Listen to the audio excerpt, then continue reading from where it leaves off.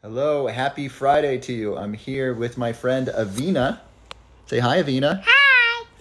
And I wanted to answer your questions about supplements and supplements that help prevent Alzheimer's disease. And I decided to help babysit tonight. A friend of mine was going to a concert, and so I offered to babysit her beautiful daughter, Avina. And so she's going to be here with me as I answer some questions. So please let me know how I can be helpful to you. My name is Robert Love. I'm a neuroscientist, and I specialize in helping people prevent Alzheimer's disease with science. One of the best things you can do for your brain is exercise. Next is sleep. Third is eat healthy food. And number 4 is healthy supplements, and that's what we're talking about today. The supplements are not a substitute for healthy food. Healthy food is the foundation of good health, and supplements are a fast, easy, inexpensive way of getting your brain optimal nutrition. And there's a variety of supplements shown to help reduce the risk of Alzheimer's disease. I'd love to answer your questions. If you're just joining us, I'm here with my fun friend Avina. Say hi, Avina. Hi. I have a choo-choo train. She has a choo-choo train. We've been playing train earlier today. Maybe we'll play a little bit later. And so please let me know what questions you have. I'm going to do my best to answer as many questions as I can. A lot of people ask me what brands of supplements do I like, and it really depends upon what supplement we're talking about. Generally speaking, a high quality brand that I like, I'm not sponsored by any of these brands. I will tell you when I'm selling you something. I will tell you very specifically when I have a financial connection with something. One of the supplement brands that I really like that I take myself is Thorne, Thorne. Thorne makes really high quality supplements. Another one is Garden of Life. Unfortunately, I haven't verified this myself, so shame on me. I don't like to say shame, but I have not verified this myself, but Garden of Life may have been acquired by Nestle. I don't like Nestle. I don't think they do good things in the world, but they may have acquired Garden of Life. Garden of Life is really great. It was a really great company. I don't know if they've been acquired by Nestle. It doesn't change the quality of the product. It just changes the philosophy behind the owners. Question from Daily Ball Talk. What is magnesium good for? Great question. Magnesium is used in over 300 enzymatic processes in your body. Most Americans are deficient in magnesium. Depending upon the study you look at, between 20 and 80% of us are deficient in magnesium. And so, say hi, Avina. So magnesium is really, really important in 300 enzymatic processes. It goes from energy and sleep to muscles, to bones, to immune system, to brain health. Some of the original studies on Alzheimer's disease found that their brains lacked magnesium, were deficient in magnesium. So deficiency in magnesium is associated with an increased risk in Alzheimer's disease from early studies. So that's what magnesium is involved with. My favorite type of magnesium to take regularly is magnesium glycinate. Hey, can you play with your trains down there, please? It's a little bit hard for me. Do you want to sit and do you want to wave to the people? You can say hi to them, but please don't make so much noise, okay?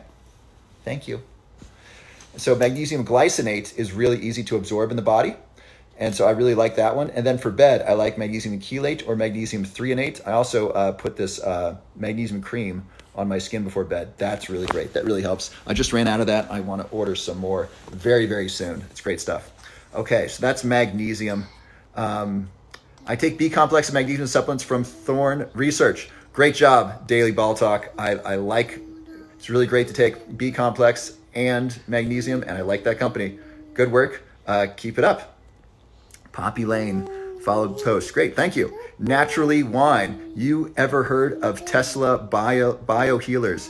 No, but I would like to be sponsored by Tesla. My thought is that if I mention their name once a video, that's worth at least a Tesla for the month. We'll see if I can work that up. But no, I haven't heard of Tesla Bio Healers. Does magnesium cause diarrhea? This is from DDM Wallace. It can, depending on the type you take. Inexpensive magnesium supplements, I think magnesium oxide, double check this, type in or search what magnesium causes diarrhea. I'll tell you what it's not. It's not magnesium glycinate. I've taken 4 times the daily recommended dose of that, multiple days in a row with 0 diarrhea. So I'm confident that magnesium glycinate, you can take large doses of that and not get diarrhea.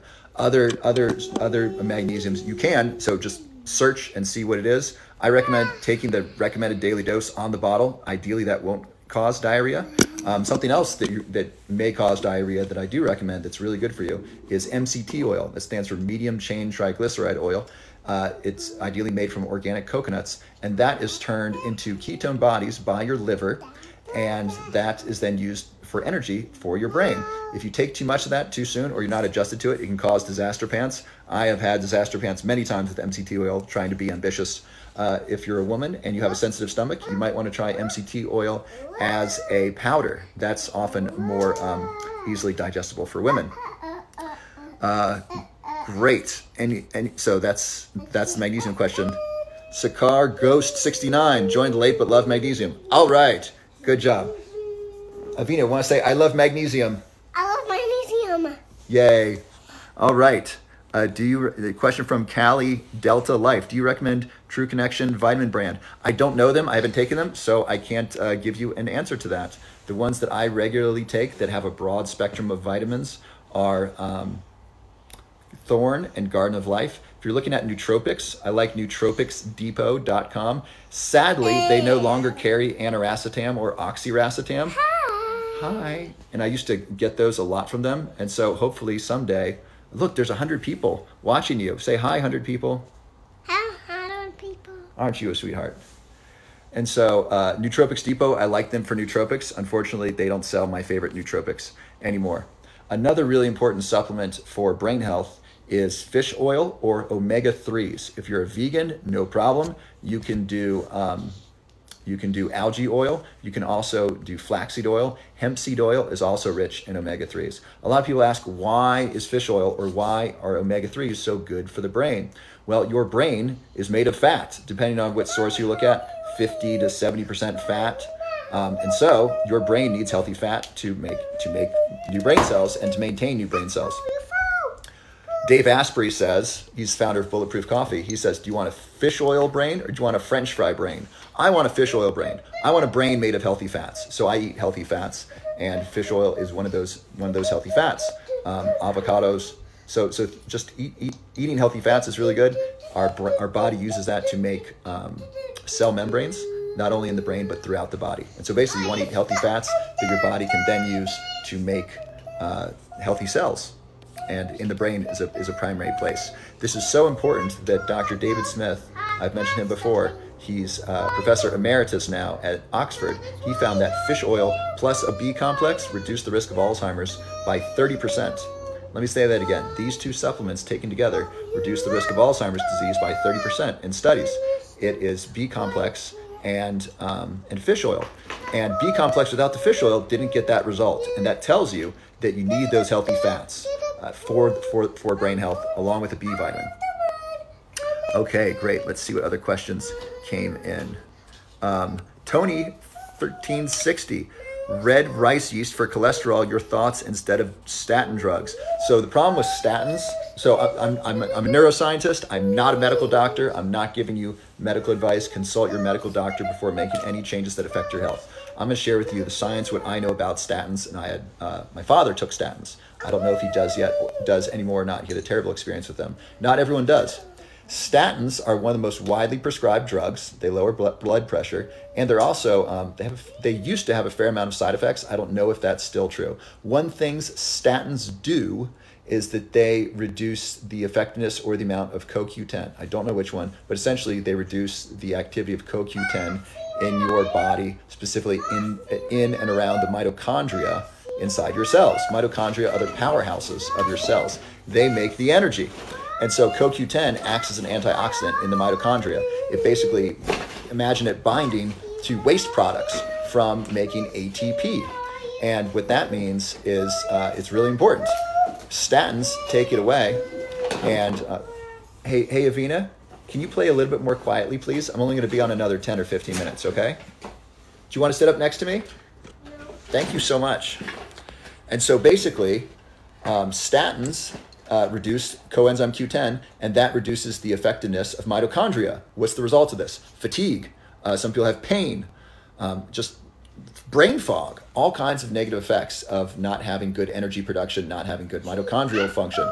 In fact, poor mitochondrial function is associated with increased risk of Alzheimer's disease. I don't know if there's a direct link between statins and Alzheimer's disease. I haven't seen that research. It might be there. It might not be. It might not be there yet. So statins, that's what the deal is with statins. Now, red rice yeast versus statins. So for cholesterol, it's interesting to note that eating cholesterol, like egg yolks, is not associated with an increased risk of serum cholesterol. That's cholesterol inside your blood. Also, eating fat is not associated with an increased risk of fat in your blood. Interestingly, carbs, and I got this from Dr. Peter Attia, eating carbs is associated with an increased risk of fat or triglycerides in your blood. So if you're worried about fat in your blood, lower the carbs. That increases fat in your blood. Eating cholesterol does not increase cholesterol in your blood, just so you know. Cholesterol is so important that your body makes it, and your body gets rid of excess cholesterol or sends it to different places. Cholesterol is really important. Eating dietary cholesterol is not a problem. The problem is the high sugar, the high starch, the bad fats, the fats that we're not used to, the omega-6s that are used as preservatives in packaged foods, the high fructose corn syrup that our body has trouble dealing with, that makes us even hungrier. All these are problems that really increase, that relate to poor health and poor blood measures like high cholesterol, high blood pressure, high blood triglycerides, and so forth. So about specifically red rice yeast, I don't know. I don't know the research on that, but that's just my little spiel about statins and cholesterol. If you take a statin, or you know someone who's taking a statin, coenzyme Q10, really recommended for them. Coenzyme Q10, it's expensive and it's really, really good. The research shows that taking 1,000 milligrams of coenzyme Q10 a day, which is about 10 times the regular dose. So that amount, first of all, 3,000 milligrams is safe. So 3 times that is safe. They've done that for 40 or 60 days. They found that's totally safe. Your body will actually excrete what's left. So 1,000 milligrams a day decreases the risk of Alzheimer's and slows down the progression of Parkinson's disease. Let me say that again. 1,000 milligrams of coenzyme Q10 a day decreases the risk of Alzheimer's and slows down the progression of Parkinson's disease. Now, it's expensive. It costs a couple $100s a month to do. And is it worth it? Well, if I have Parkinson's disease, I'm willing to spend basically whatever I can to slow down the progression. So that's coenzyme Q10 and statins. Okay, one Sarita 1960. LBS need help, please, hello. Can you ask me a specific question? I'd love to be of help. Daily ball talk. Does the amount of sugar intake have an effect on your neurological function? Great question. Yes. Interestingly, this is still a debate. I don't know why it's a debate. It's very clear. Here's a very clear line for you. Increased sugar intake is associated with an increased risk of type 2 diabetes. There's a very strong relationship between type 2 diabetes and Alzheimer's disease. People who have type 2 diabetes have a significant increased risk of developing Alzheimer's disease, which is brain dysfunction. So follow that line. That's a very clear line. Sugar intake over time impairs brain function. Does sugar impair brain function in the short term? Potentially. Probably depends how much, who's eating it, what form. Is it with fiber? So a soda is really terrible. A soda is less bad if you eat it with fiber because it slows down the absorption. So a lot of different things go into that question. Is sugar bad for your brain in the short term? How much, and so forth. There's a lot of different variables there. But long term, chronic intake of sugar increases the risk of type 2 diabetes. That increases the risk of Alzheimer's disease. That's pretty much shown in the science. It might be disproven at some point, but as of right now, that's pretty solid. So yes. Especially high fructose corn syrup. High fructose corn syrup is associated with weight gain, amongst other things. Weight gain, and especially around the stomach. That's called visceral fat. As the other type of fat is called subcutaneous fat. It's all subcutaneous because it's all below the skin, but subcutaneous fat specifically refers to fat not underneath the belly. Kind of think of the jiggle fat on the butt or on the thighs. And then there's fatty liver disease, which is really bad. That's also from eating too much sugar. You know how children have non-alcoholic fatty liver disease? It's terrible. That's from eating sugar. Basically, their liver, alcohol and sugar are treated very similarly by the body. And I forget what podcast I got that from. So alcohol and sugar are treated very similarly by the body. That's why non-alcoholic fatty liver disease has come about, because children, this came about in the 80s, I think, when sugar increased in our food. We villainized fat in our food, and the result was that we increased sugar, or food manufacturers increased sugar in the food. The result was for the first time, non-alcoholic fatty liver disease. Before, only alcoholics got fatty liver disease from processing so much alcohol. But when you put processed sugar into all the food, now a bunch of regular people who are not alcoholics are getting non-alcoholic fatty liver disease. That's why they actually had to name it non-alcoholic fatty liver disease. And children are getting it now, really, really bad. So all kinds, even if the link between eating a candy bar right now and brain performance later on today, even if that link is not very strong, there's an extremely strong link between eating sugar and non-alcoholic fatty liver disease, especially in children. That's really, really dangerous. It's very sad to see children who not only are obese, but their liver is dysfunctional. They have a shorter lifespan, shorter quality of life, or poor quality of life. It's really sad. So that's my take on sugar. Question from ZAF7373. Question: I literally bought fish oil and B complex after watching your video. You rock! High five! Everyone give ZAF7373 some love. Great job taking action. I'm so proud of you. And thank you for being here to tell me. I'm really touched by that. I'm so glad that this is making a difference in your life. Please tell family, please tell friends. If you want to watch the in-depth video podcast about that, it's Dr. David Smith. If you go to YouTube, search Dr. David Smith fish oil, you can watch an hour-long presentation on it. It's really interesting. And he's done great work throughout his life on Alzheimer's disease. So thank you for doing that. Great job for you. Your body will thank you. Your brain will thank you. And please tell your friends and family so they can make these healthy choices as well. What brand fish oil do I recommend? I've posted this on a couple different videos. I don't remember the name, which tells me that their naming is not really great. Ideally, it would be a name that I could remember really easily. It's I think it's Pure Force Omega-3s. I buy it on Amazon. It costs about $30 a month. It tastes really good. I've put up a couple videos showing it recently. I'm sorry, I don't remember the name off the top of my head. And then I like Thorne vitamin B. And then if you just want so I take the liquid, it's less expensive that way. Also, I like the taste and I can drink it multiple times a day. Andrew Huberman is a great podcaster, a neuroscientist from Stanford. He says he takes 3 teaspoons a day, which is a lot of fish oil. So that's cool. By the way, there is a risk of what's something called atrial fib, which is basically your heart's not beating regularly, or it's beating somewhat irregularly. Atrial fib. There's an increased risk of atrial fib with fish oil. We don't know exactly why, and we don't know what the deal is with that, but there is that risk. And so check with your medical doctor first. Also, taking fish oil decreases blood triglyceride. Figure that one out. Isn't that interesting? Eating this fat decreases fat in the blood. That's just really fascinating. I don't know who saw that one coming, but that's pretty cool. So fish oil has pluses and minuses to it. And I think the pluses for me greatly outweigh the minuses. I take fish oil and I eat fish most days. What dosage fish oil do I recommend? Follow the directions of your doctor and what's on the bottle. 1 to 3 teaspoons a day. Sounds good to me. If you take too much of it, again, you can have disaster pants, you can have upset stomach and so forth. What dosage do you recommend milligrams? Just answered that. Thank you for asking. Raising the bar 22. Question. This has nothing to do with anything you're talking about. Great. Let's see what the question is. But are you my new TikTok crush? Gosh, I hope so. That would be lovely. Thank you for asking. Bar mitzvah. Will I lose my memory if I sleep too much? No. The research is pretty clear, and then you wrote it twice. That's funny. You wrote it 3 times. No, you won't lose your memory if you sleep too much. Here's the deal. Sleep is when we consolidate memories. Say it with me. Sleep is when I consolidate memories. One more time. Sleep is when I consolidate memories. Avina, say it. Sleep is when I consolidate memories. Sleep is when I consolidate memories. Can you say it? Exactly. Sleep is when I consolidate memories. So if you don't sleep, it's very difficult to make new memories. In fact, if you don't sleep for 48 hours, you basically won't remember what happened during that 48 hours. This is what I tell people at Burning Man. Say, look, you can stay up all night. If you do it 2 nights in a row, you lost those days. Sure, you had fun those days, but you lost the memory, you lost what you learned, you lost those experiences in your mind. So sleep, very, very important. But Mitza, how many times did you write this? That's a lot.